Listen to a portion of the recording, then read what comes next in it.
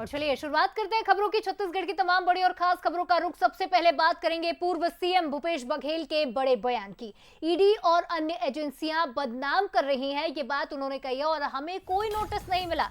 ये बात भी भूपेश बघेल की ओर से की गई। तो 7 साल तक सीडी कांड में मुझे बदनाम करने की कोशिश की गई और बीजेपी का काम बदनाम करना ही है। तो आपको याद दिला दे, 10 मार्च को जो कार्रवाई हुई थी, लगभग 14 जगहों पर ईडी ने दबिश दी, जिसमें भूपेश बघेल और चैतन्य बघेल का घर भी शामिल था। घरों पर और कई ठिकानों पर दबिश दी गई। भूपेश बघेल के कई करीबियों के घर पर ईडी की टीम पहुंची, दस्तावेज खंगाले गए, नोट गिनने की मशीन भी लाई गई थी और इसके बाद ईडी का यह कहना था कि समन भेजा गया है और 15 मार्च को ईडी दफ्तर में चैतन्य बघेल को पेश होना होगा और जो दस्तावेज बरामद किए हैं ईडी ने, उसके ऊपर जो भी सवाल जवाब किए जाएंगे उनका जवाब देना होगा। लेकिन देखिए, अब तक ईडी दफ्तर में पहुंचे नहीं है। उधर भूपेश बघेल ने क्या कुछ कहा, पहले आप सुनिए। कोई नोटिस ही नहीं आया है तो जाने का सवाल नहीं उठता। जब नोटिस आएगा तो जरूर जाएंगे। नोटिस ही नहीं मिला अभी। जबरदस्ती मीडिया हाइप क्रिएट करना ईडी का काम ही है ना। तो ये भाजपा का षड्यंत्र है कि किसी भी नेता को बदनाम करो। तो देखिए, भूपेश बघेल को आपने सुना। छत्तीसगढ़ के शराब घोटाला मामले में भूपेश बघेल के बेटे चैतन्य बघेल को ईडी का समन जारी किया गया। आज चैतन्य बघेल रायपुर ईडी दफ्तर पहुंचने वाले थे, लेकिन अब तक ईडी दफ्तर पहुंचने की कोई खबर नहीं है। छापेमारी में दस्तावेज की जानकारी देना है।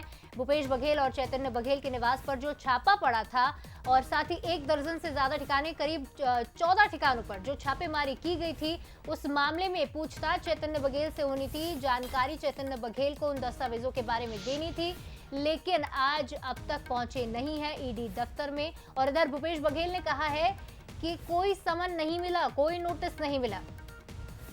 तो पूरा मामला क्या है ये भी आपको एक बार बता देते हैं। तो देखिए, 10 मार्च वो दिन जब भूपेश बघेल और उनके बेटे चैतन्य बघेल के ठिकानों पर दबिश दी गई।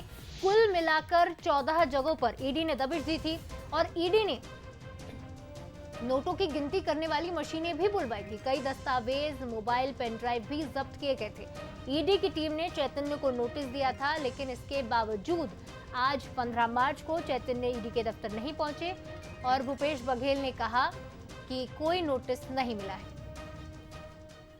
और चलिए इस खबर पर ज्यादा बातचीत कर लेते हैं। ब्यूरो चीफ गौरव शुक्ला हमारे साथ लाइव जुड़ रहे हैं। गौरव, एक तरफ भूपेश बघेल कह रहे हैं कि कोई नोटिस नहीं मिला है और उधर ईडी का कहना है कि 15 मार्च को पेश होना होगा, दस्तावेजों का जवाब देना होगा। आखिर ये नोटिस रह कहां गया, बीच में कहां गया है नोटिस, ये सबसे बड़ा सवाल उठ रहा है। जी बिल्कुल, देखिए जिस तरीके से पूरी बातें निकल कर आई थी कि ईडी ने भूपेश बघेल के पुत्र चैतन्य बघेल को ईडी कार्यालय में पहुंचने के लिए नोटिस जारी किया था, उस पर अब ये तो साफ हो गया है कि किसी भी तरीके का नोटिस जो है चैतन्य बघेल को नहीं मिला। इसकी पुष्टि खुद पूर्व मुख्यमंत्री भूपेश बघेल ने कही है। उनका कहना था कि यदि नोटिस मिलेगा तो हम जवाब देने के लिए जाएंगे और सीधे तौर पर उन्होंने ईडी पर ही हमला किया है, निशाना साधते हुए कहा है कि वो जो इस तरीके से अपना काम करती है वो सीधे तौर पर किसी न किसी को बदनाम करने का काम है। मतलब उनका ये कहना है कि उन्हें बदनाम भी किया जा रहा है और भाजपा को भी घेरा और भाजपा को के ऊपर फिर से उन्होंने कहा है कि भाजपा के साजिश के तहत ये काम हो रहा है और जो बड़ी एजेंसियां रहती हैं उसका काम सिर्फ यही रहता है कि किसी व्यक्ति को किस तरीके से नीचा दिखाया जा सकते।